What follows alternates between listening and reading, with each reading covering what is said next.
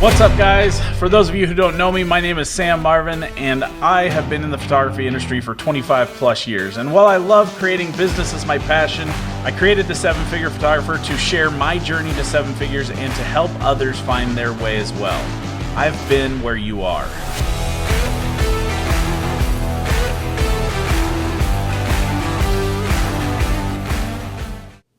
I wanted to, there's so many things that have been like just on my mind, and it's kind of funny. I just ran to the post office and Mia was with me, and she said, you know, it's really interesting to see you second guess yourself so much. And really it's true. Like, I have never been in my head. Well, that's not true. I've been in my head over a lot of things, but this, for some reason, this I'm like so in my head over, and it's killing me. One of the questions I just asked her is, I was like, do you think that the concept of doing more of a formal YouTube video is going to be less exciting for you guys? Because normally in these lives, I get to kind of interact with you a little bit. And that's honestly something I love. Though I don't think I'm going to change the direction that we're going with 7FP. I think that we're going to do lives kind of more like this. Just with 7FP, we kind of have to set content ideas, do the research, prepare for the content, and then record it. What I'm missing out on, and the thing that is really sad for me, is when I have days like today, or which happens literally every day, I have things that just completely, like, I just get excited about it. I wish I could just sit down and do a live and just deliver something incredible for you guys. Well, incredible, hopefully for you. I don't know if it's that great. Anyway, let me give you the premise for my story and kind of why, like, what I'm talking about overall. Because the other day, we actually, let's go back a week. Mia and I had gone out to run some errands. I think, did we go to Costco? No, we went to deliver prints for a client. We went to go and install for a client. On the way back, we stopped at a stoplight. Right next to the stoplight was a Batteries Plus, right? So simple, ran in there. I needed a battery for the studio exit sign, because we just got inspected by the fire marshals a couple weeks ago, and one of the batteries was dead, so we had to change it. That battery was like a nightmare to find. So I pulled in there and went in, asked them about a battery. They didn't have it in stock, but they ordered it for me for delivery. I had them also change out the battery in my car, because my car was the battery was having some issues. And long story short, we got it ordered. Yesterday or 2 days ago, somebody came in, and at first I was like, I don't recognize this person. I don't understand who they are. So I don't like that feeling. I hate when I have a client come and I don't recognize their face after I've sat with them, worked with them, created this relationship with them. That frustrates me. But this person came in with a mask on, which makes everything harder. Thank you, Rona. And she was kind of looking around at all the pictures, and she was kind of oohing and ahhing, and she's like, wow, like, you have amazing pictures. And she's like, did you take all these? And I said, yeah. And she's like, oh, what does it cost to get a family portrait session done? And so I kind of told her, and I have to tell you, knowing who she was from Batteries Plus. I don't know how much people make at Batteries Plus, but I'm guessing, in my mind, I'm prejudging this client or this person or potential sales prospect, thinking there's no way she makes enough money to be able to afford what I have to offer. And shame on me for doing that. But that was my thought. And so I really didn't give her a whole lot of my time. I kind of I was like telling her some things as I walked away into the back room. And I just wasn't giving her the attention she deserved as a human being, let alone as a potential prospect for my business. One of the things I learned like a year and a half ago, I realized that my business is more about the people that do walk in the door, not just the people online. And I need to be able to prospect those people or sell to those people regardless of what I think they can afford or who they are. They are the ones that get to make that decision. But shame on me for prejudging this potential prospect. She walked out. She said she might call me someday, and I was like, okay, you do that. I don't expect to ever get a call from her. Again, shame on me. The reason I tell you this story is because today I had a sales session.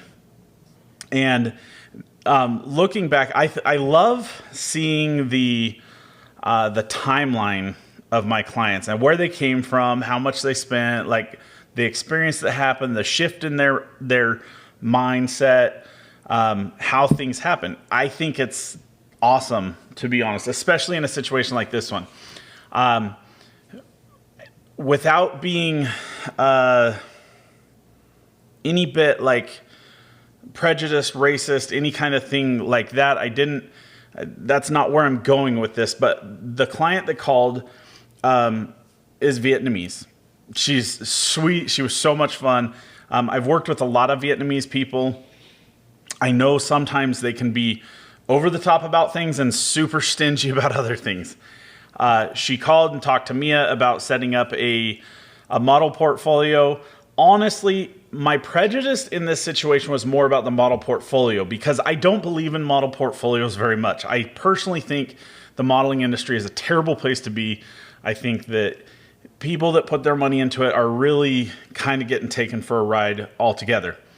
And ultimately, I just didn't think that it was worth my time to go out and do a model portfolio with her because I know that a model portfolio is more about a couple of different pictures from multiple different photographers to show different styles of photography, but also different styles of modeling for the model. Regardless of all that, Mia kind of gave her the information, kind of told her potential expenses, and she scheduled a studio tour anyway. I was prejudging the situation from moment one.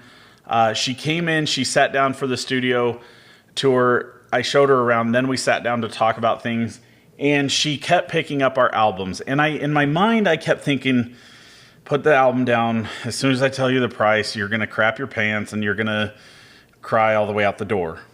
Again, shame on me. Like, this is my own fault. I sat there and talked to her. She asked questions. I told her about the album. I told her where you get the most for your money with me being over $2,000 and above.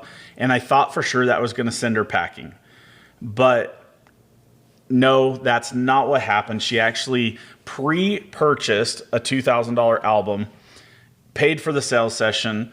We went out and had fun with her. When we went out on the shoot, there was a little bit of a language barrier, so I was somewhat uncomfortable because I've shot a lot of Vietnamese weddings, and sometimes it just feels like you're in a foreign country all day long because you can't understand everything they say, or they speak a lot in Vietnamese, and I have tried to learn a few words in Vietnamese, but struggle.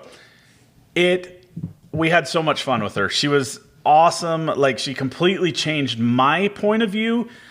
She'd already spent $2,500 for this shoot before she even saw a single picture of herself. Before we even did anything with her, she spent $2,500. Out on the shoot, she had already determined that she's coming back to do it again in the summertime just because it was cold when we were out shooting. Today, she came in for the sales session. She sat down and she said to me straight up, she says, I don't mind spending a little bit more money to get more pictures. And when everything was all said and done, she spent $3,500, roughly $3,500. I think it was like 34 and change. My point is, how often do we leave money on the table because we limit ourselves, getting in our own way, and prejudging potential prospects? I got to tell you guys, I am number one, the worst person in the world for this. I prejudge prospects all the time, and I can't tell you how frustrating it makes me feel today after that experience, wondering how much money have I left on the table? How many people have I neglected, or what would be the right word for that? I guess neglected works. How many people have I neglected just because I didn't think that they could afford what I have to offer? But in reality, like, some people just want to spend money. Last night, great example. We went to Best Buy. My wife and I, I took her on a date, and she said, I said, where do you want to go? And so this is just something we're trying to do more. I know that my wife needs more quality time. I'm trying to do more with her. So I've been trying to take her out on a date once a week. And we went out on this date, and she said, didn't you want to go to Best Buy today? I chose not to go to Best Buy to pick up my son for her so she could work longer. So we didn't go to Best Buy. So she says, why don't we go to Best Buy tonight? So first thing we do, we get in the car, we drive down to Best Buy. They have a line out front. And she instantly was like, I don't know if I want to go in there if there's a line. It was cold outside. We get up there, the line moves through Ford quick. We get up to the very front, and the guy says, what are you looking for? And I said, electronics. And he's like, well, I need to know where you want to go in the store before I let you in. I said, dude, I want to spend money. Let me in the store. He says, what do you want to buy? I said, I don't know yet, but are you going to stop me from going in and spending money in your store?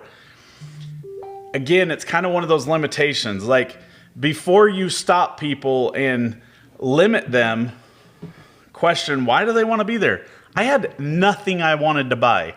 I just purely wanted to spend money. It completely ruined my attitude. I went in there, I looked at some things, and I was like, you know what, this is dumb, let's go. I didn't spend a penny. And my wife made fun of me, which is normally not very common, because normally she's like, are you just buying shit to buy shit? Yes, Sam does that. Everybody's laughing at me because, yes, I do that.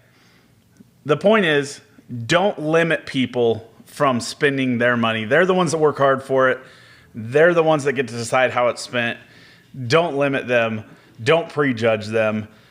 I'm the worst culprit for this. I'm admitting it. But I want you guys to all take a look at yourself. Consider in yourself, how often do you guys prejudge your potential prospects and end up costing yourself money? That's all I got for you today. Thanks for hanging out with me, guys, today.